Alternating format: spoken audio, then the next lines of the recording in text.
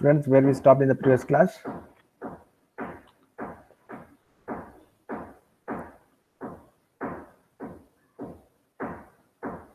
Yesterday we discussed about deployment models and service models, isn't it? Cloud deployment and service models. Today we'll see some new concepts. I'll share the screen, 1 minute.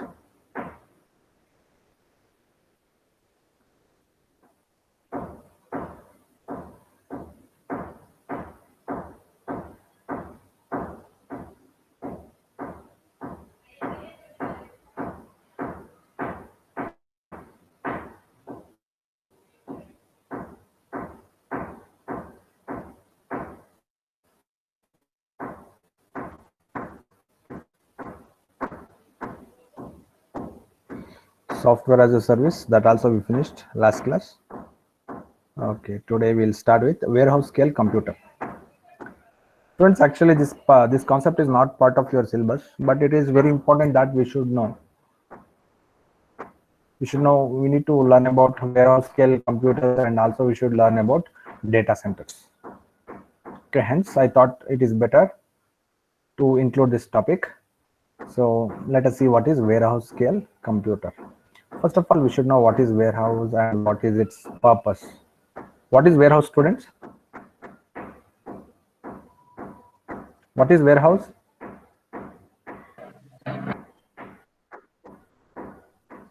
Yes, anyone? Sir, which can we store large amount of data or something? Okay. Okay, in general, you tell me what is the general meaning of warehouse. When we talk about goods and all supply chain, we talk about warehouse. So what is that warehouse actually?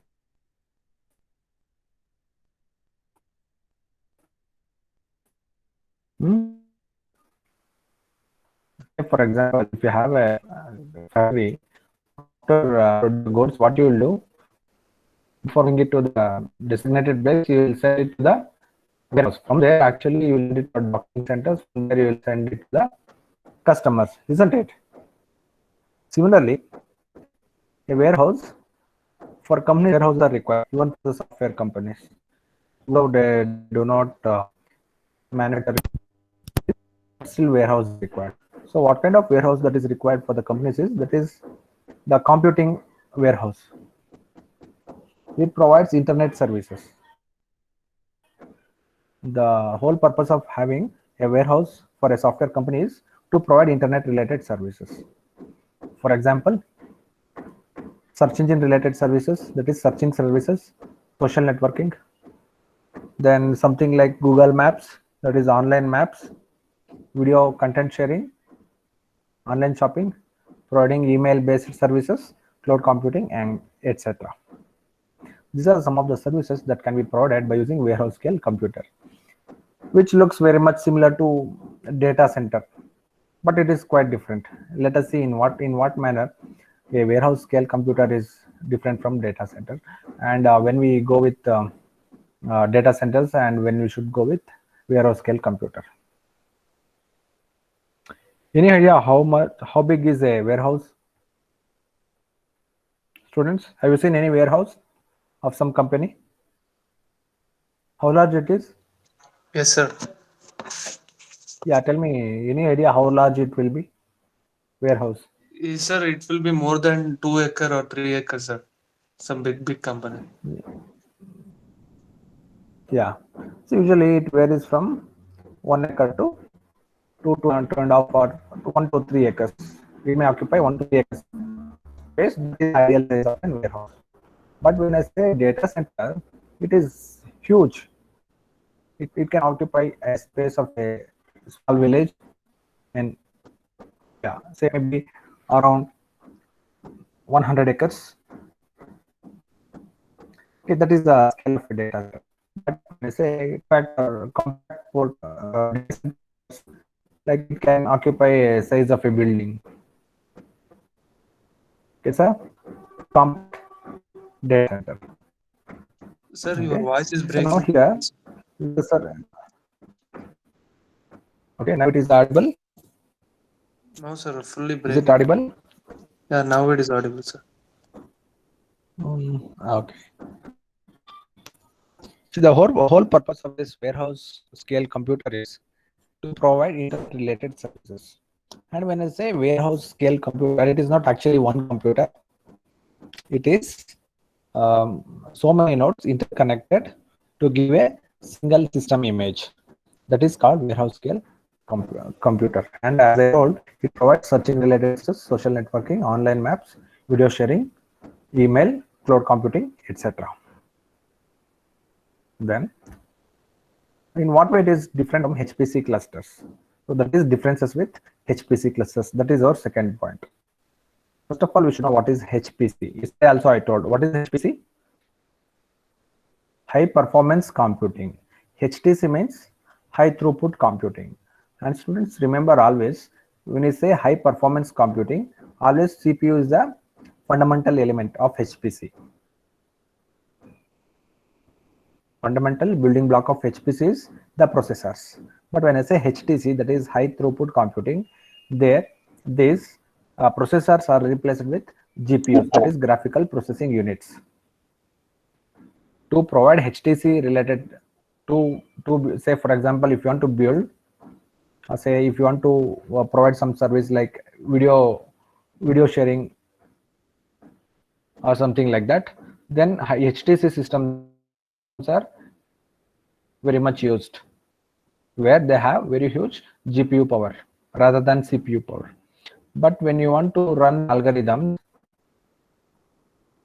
when you want to do some scientific calculations, at that time HPC is used, that is high performance computing. Now let us see in what way warehouse scale computer is different from HPC clusters. HPC clusters have high performance processors and network. Then clusters emphasize thread level parallelism, whereas WSC, that is warehouse scale computers, emphasize request level parallelism. See, that's why if you look at its application, that is search engine, social networking, online maps, everything is request based. They are not thread based. So therefore, when you want to deal with thread and when you want to deal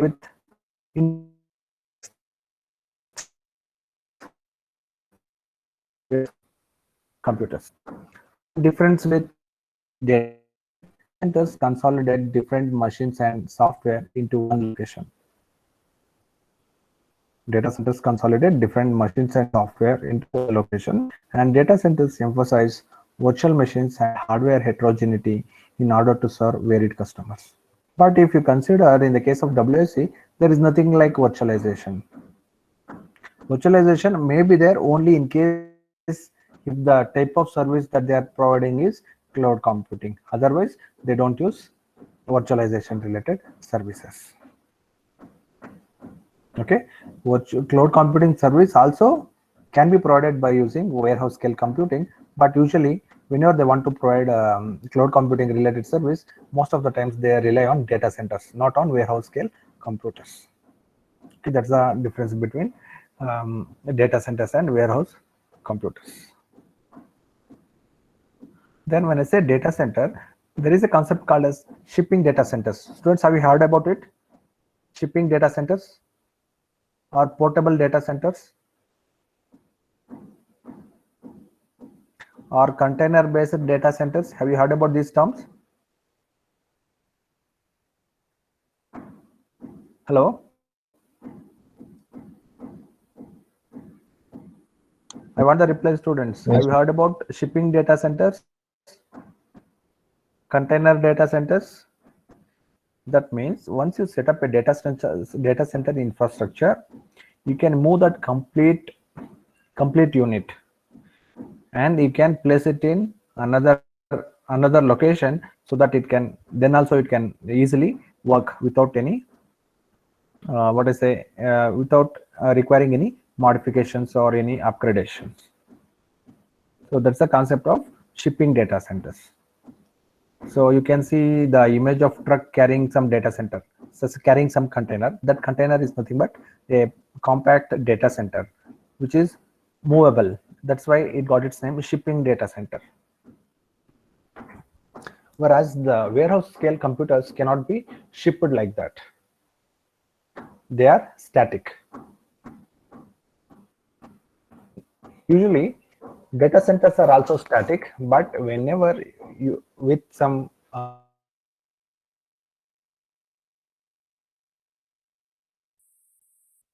data center, then you can move it. Otherwise, even the normal data centers are Sir, static only. sir, Hello? sir, your Yes. voice is so much it's breaking, sir. Unable to catch up. Maybe the network. Yeah, Yes, sir. network issue. Yeah, sir. Like automatically it stops for 5 to 6 But for seconds, and me, then it is showing very good bandwidth. Okay, I was talking about data centers. See, only container-based data centers and shipping data centers can be moved from one location to another location, or else even the normal data centers are static, just like warehouse scale computers. Then let us see what are the design considerations for warehouse scale computer. One of the design consideration, the very first design consideration is cost performance. Cost performance means small savings will add up. That means when you go for, see, when you establish a warehouse scale data center, and when you have a client base, so you'll be catering various services, not only one service. By using one warehouse scale computer, you can provide multiple services to various clients, so that small savings will add up your profit. So that's a cost performance concept. That is one of the design consideration. You need to design by looking at providing multiple services to different category of users, so that you can efficiently use your computing infrastructure and you can earn profits.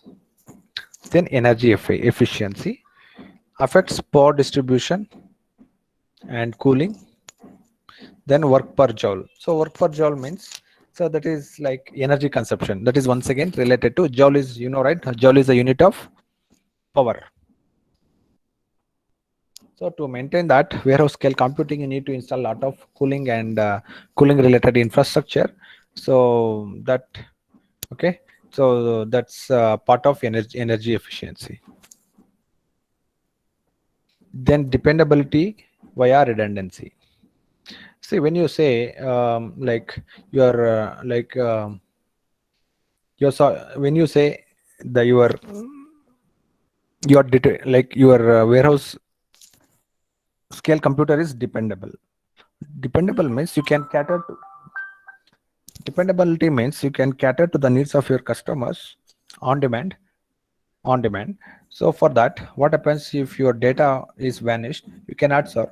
For that purpose, you may have to implement the strategies like storage and backup. That is called redundancy. You have to maintain redundant data so that it is dependable. Then network input output is very much essential. You need to gauge what kind of network traffic you may expect from your clients. Accordingly, you need to set up the network infrastructure for that warehouse scale computer. Then interactive and batch processing workloads.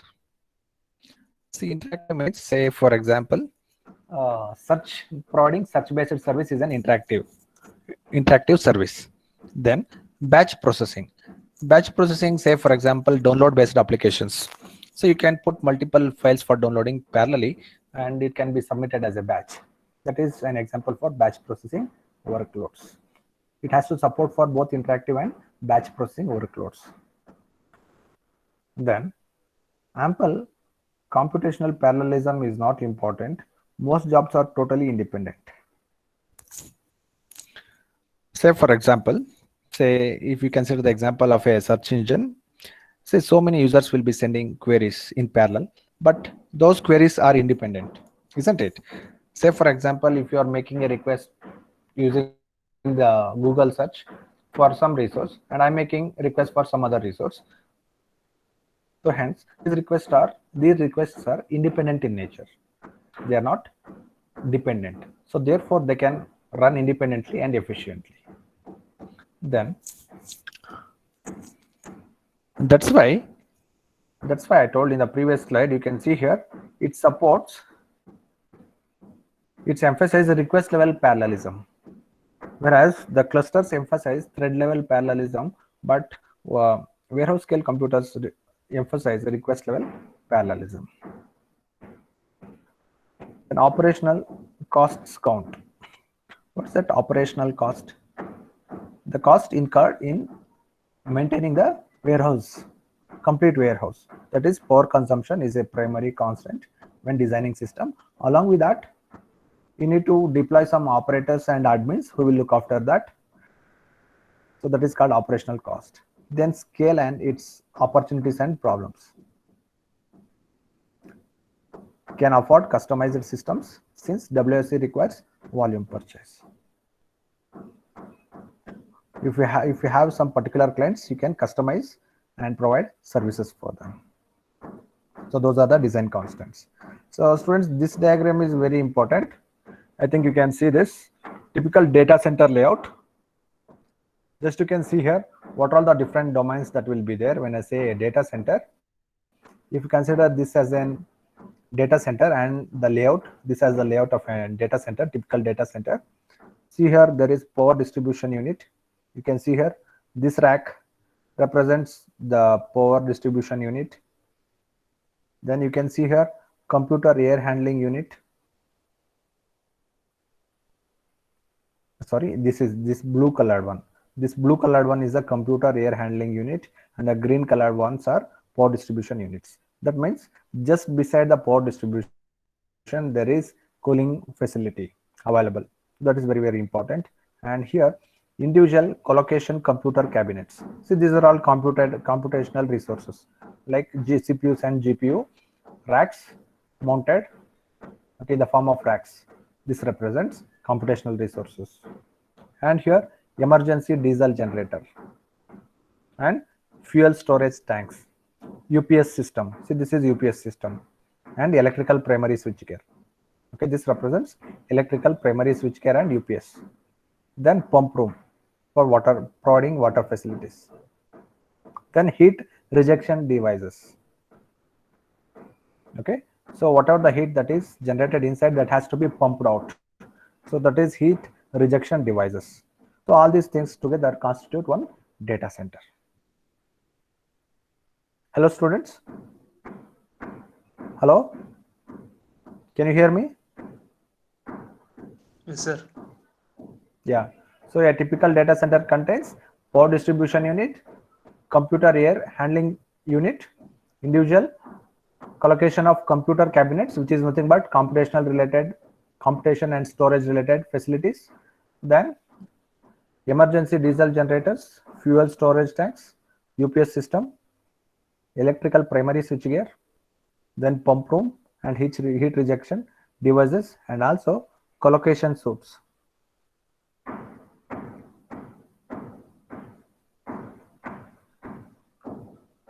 So these things together constitute one complete data center. And this is very important question. Most of the times you may get one question about data center. So explain how to maintain a data center, or explain a typical working of a data center. So then you need to mention the names of all these things, and you need to explain. So what is the role of each one? So say for example, power distribution unit.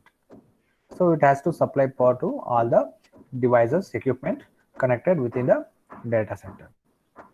Then computer air handling unit. So what is that air handling unit? To provide cooling facility to the devices, especially the power to the power generation devices, as well as the computing resources.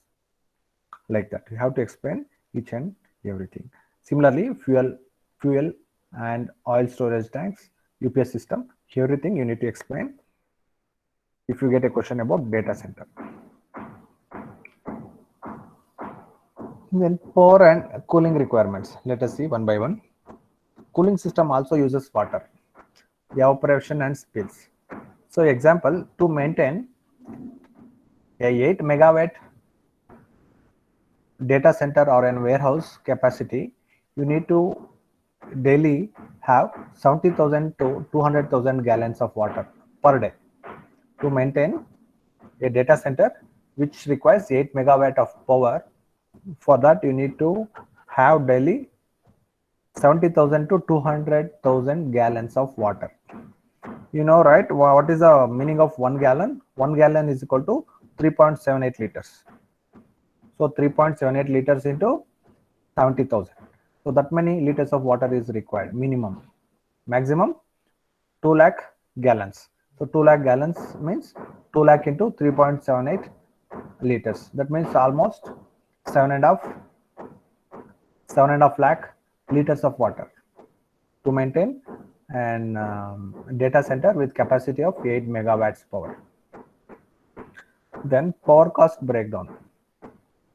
So how to break down the power cost? So chiller facility, like the cost breakdown is 30 to 50% of the power used by the IT equipment. So 30 to 50% of the cost should be paid for chillers, because 30 to 50% of the power used by the IT equipment will be for chillers. Then air conditioning. Just for air conditioning, you may have to spend 10 to 20% of the IT power, mostly due to fans. Then how many servers can WSC support or a data center can support? If I say each server contains nameplate power rating. So nameplate power rating means, for example, students, just imagine when you are purchasing any electronic gadget, say especially a refrigerator, they'll use star rating, 3-star rating, 4-star rating, and that indicates how much power it consumes per day or per hour, isn't it? So like that, for each server some rating will be there. So depending upon the rating of the server, nameplate power rating, we can purchase various dedicated server machines. And to get actual measure power under actual workloads, we need to get the actual consumption, we have to measure when the system is up and running. Then oversubscribe cumulative server power by 40%, but monitor power closely. That means, say for example, if you require some X units of power normally, so you need to oversubscribe for another 40%. Why? Because if the demand increases, you should be able to cater to the needs of your clients. So therefore 40% standby power facility has to be maintained. Look at this diagram. Data center raised floor with hot and cold isol setup. You can see here, see this bottom layer, this is a facility floor tiles, so floor slab. So here they'll provide a cooling facility. So here they provide actually the cooling facility, and here these are the computing racks, and you can see here liquid supply. So for this they'll supply the water facility. So this provides the chilling facility, this crack unit. Then how to measure efficiency of a data center or warehouse scale computer? So power utilization effectiveness is equal to total facility power. That means total power utilized by the facility divided by IT equipment power. That will give you power utilization effectiveness. That is called PUE.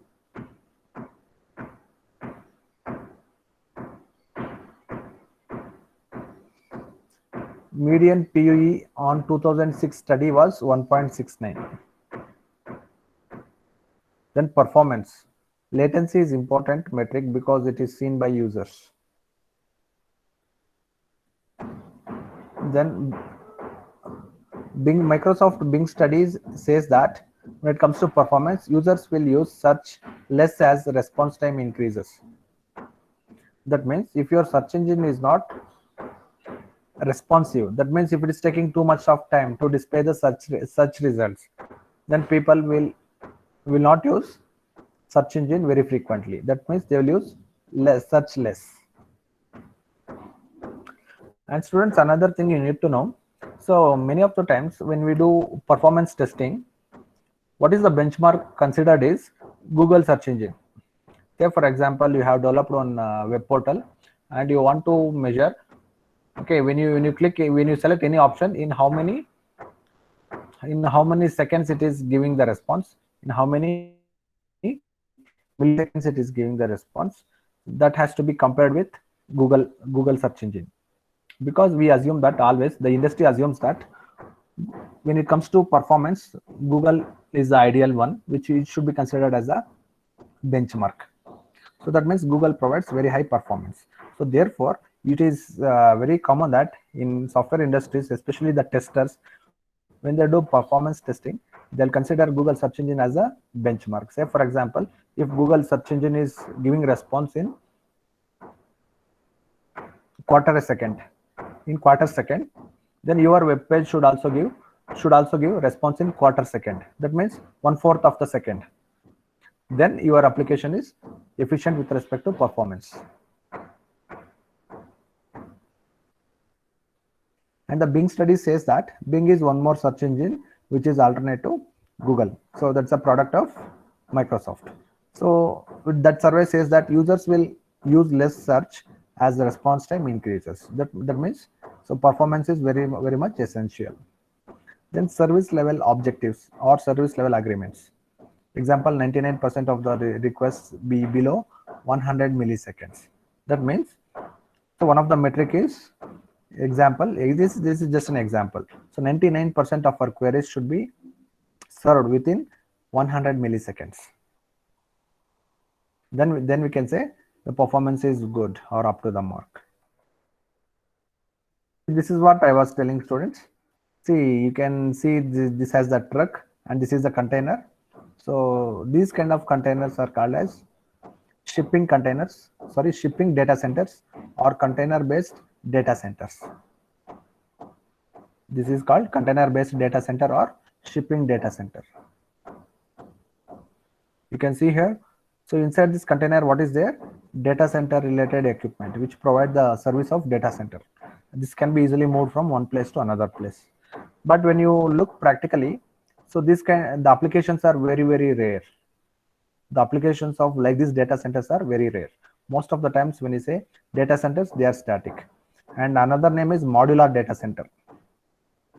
It is also called as modular.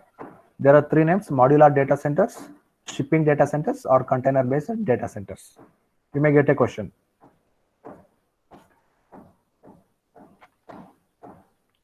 Then another thing, students, in cloud computing, you are not bound to get only those concepts that are there in the syllabus. Don't imagine like that. Why I'm teaching all these concepts? Because I have seen question papers, even the questions are launched beyond the syllabus. There can be one or two questions related to your syllabus, but totally out of the syllabus. Such kind of questions also may be asked. Be careful. So modular data center, container based data center, and shipping data centers are one and the same. The concept is, first you set up the data center within a container so that it can be moved from one place to another place, and that container should contain all the cooling facility, power backup, water facility, everything. Then only you can call it as modular data center.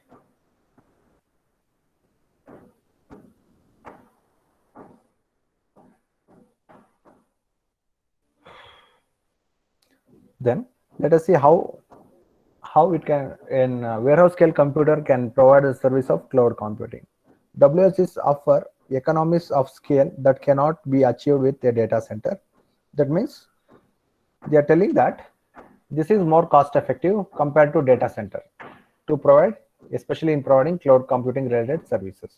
So in what manner? They have given some statistics. Let us see what are those. It is 5.7 times reduction in storage costs. That means it will reduce 5.7 times storage costs. Okay. Then 7.1 time reduction in administrative costs. So it is really huge.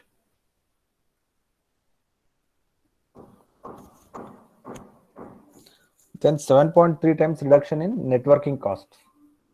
So that means here they are claiming that for networking you need not invest too much of money. For administration of the overall warehouse you need not invest so much, and even for the storage. This has given rise to cloud services such as Amazon Web Services, utility computing. So utility computing is one of the application, one of the facility or the service provided by Amazon Web Services, and they are claiming that for that, especially for that service, they are going with warehouse scale computing or warehouse scale computers.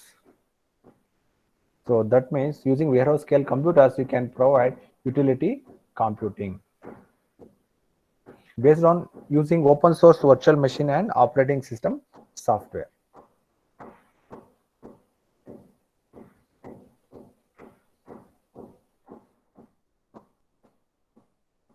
And let us see what are all the enabling technologies for the clouds. Now let us see cloud enabling technologies in hardware, software, and networking. So the first technology that we are going to consider is fast platform deployment.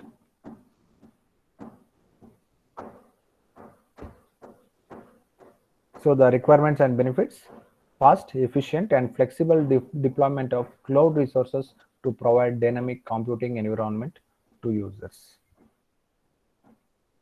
See, fast platform deployment means the user cannot install very fastly and start working on the applications. It is not possible. So instead he can use cloud resources on demand, that is dynamically on demand he can use, and they are fast and efficient and also flexible for deployment. That means you can, maybe you have developed your application in your local machine and you can deploy it in the cloud and it can run efficiently and very fast. Virtual clusters on demand. Say for example, you have hired one company, okay, which is providing, say for example, let us assume you are running an organization and you have hired one company to provide private cloud setup, and let us assume you don't have that data center facility in your local organization. Instead they have isolated certain resources in their data center. Say for example, Amazon is the service provider and he is providing private cloud services to you, and they have set up a database in their place, in their remote place. Okay, in their data center they have isolated certain resources and providing services. Now you want to test some applications, so you want few more machines. Okay, so therefore they can provide virtual clusters on demand. Okay, they will be having certain clusters with some fixed size and some fixed computational capacity, so they can provide such virtual clusters on demand. Virtualized cluster of virtual machines provisioned to satisfy user demand, and virtual cluster reconfigured as workload changes. That means those virtual clusters can be reconfigured as well. That means they are customizable. Then multi-tenant techniques. Software as a service for distributing software to a large number of users for the simultaneous use and resource sharing if so desired. See, look at that name of the technology, multi-tenant technique.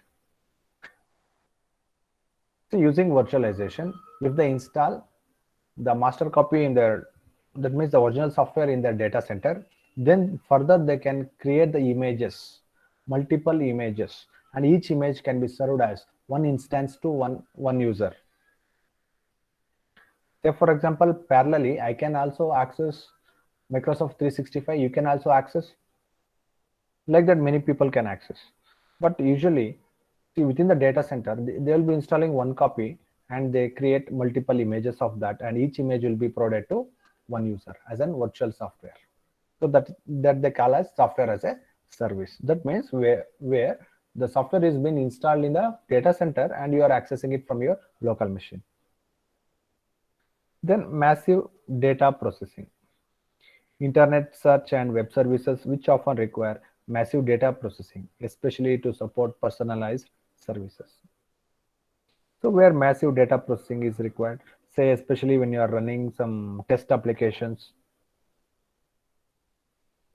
and when you're dealing with data sets, if you're doing some experiments using data sets, so massive data processing may be required. And example is scientific computing, which requires massive data processing. Then web scale communication. So example for web scale communication are e-commerce, distance education, telemedicine, social networking, etc. That means providing communication between the users using web interfaces. Then distributed storage. So distributed storage is ideally suited to provide faster services to the regional clients and to maintain backup and recovery. Isn't it? See, always going with distributed computing is very much important, because you can provide better performance. Means you can achieve better performance and provide a faster service to the regional clients. And at the same time, one more advantage is you can maintain data backup, recovery, and data integrity. Okay, that is one more advantage. Then licensing and billing services. License management and billing services, which greatly benefit all types of cloud services in utility computing. See, the very big advantage of going for cloud is you need not buy any softwares, any licenses. Just you consume it. Don't worry about the licenses and all. That will be taken care by the cloud service provider. And at the same time, they will provide an interface using which you can check so far how much billing has happened, what type of resources you have consumed, whether you want to cancel any resources or whether you want to add any resources, what is your billing status, everything you can track. That's about enabling technologies for the cloud students. We'll stop here. Tomorrow we'll continue.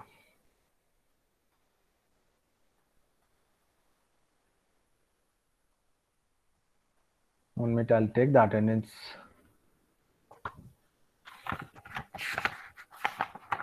Asta Bachawat, Yes, sir. Abhinav, Present, sir. Abhinav. Present, sir. Yesterday you are not there. Huh? Why? Yes, sir. Sir, Huh? What internet happened? issue. Internet issue, sir.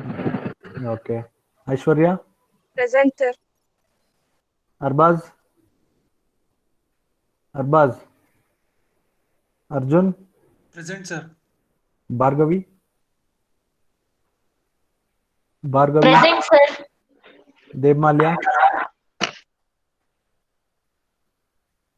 Devmalia, Deepika, Present, sir. Gangubai, Present, sir. Guriya Kumari, Present, sir. Junjar Singh, Present, sir. Kavya, Present, sir.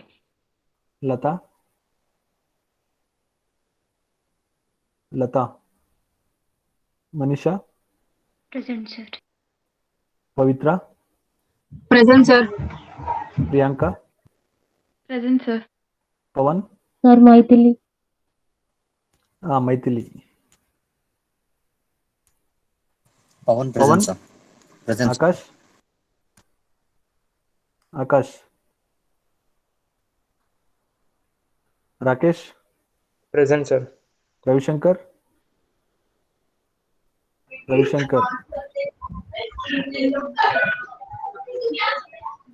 Rizwan, Present, sir. Vishal, Present, sir. Savita, Yes, sir. Shruti, Present, sir. Sneha, Yes, sir. Purti, Present, sir. Srinidhi,